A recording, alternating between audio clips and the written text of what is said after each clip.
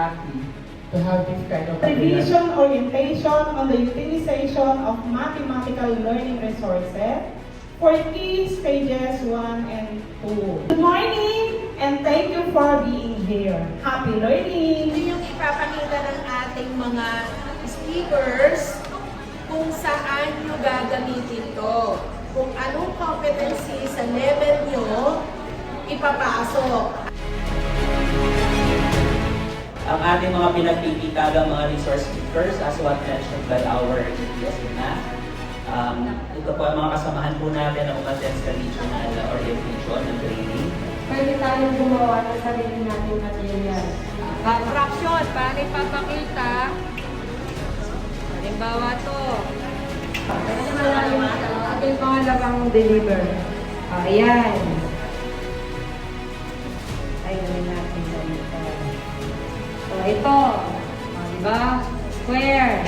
Ay, papakita mo yung 1/2 niyan. Paano may papakita yung 1/2? Pagwawag sa bata.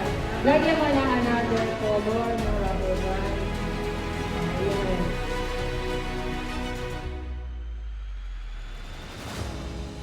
Paano kung itong loaves na ito ay naging 10? Tignan nyo nga.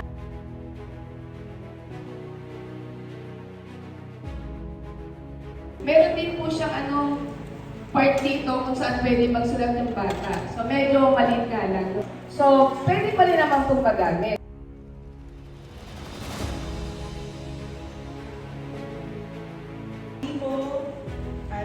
Ayun po yung kung gaano natin siya Ano gagawin. ba yung even number? Ang even numbers po ay mga numero na nakahati po sa dalawa na may exactong sagot.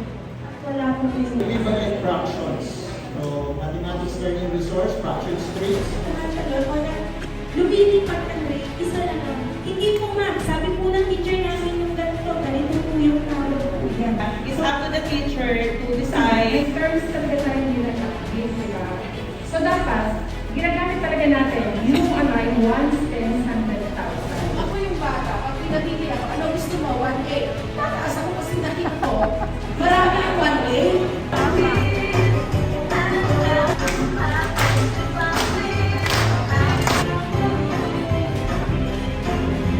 Okay, nakabatikang intermediate teachers sa mga nandito.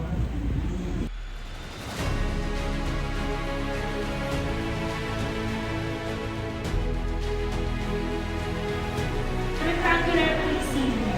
Kaya kapag visualization, May downloaded na NC for addition and subtraction of simple fractions and fixed numbers without and with regrouping for quarter 1 po ito. Ang mga AMDS, pwede nyo naman po itong i-search kung paano nyo po gusto na mag-guide kayo kung paano siya i-execute or ituro sa backup.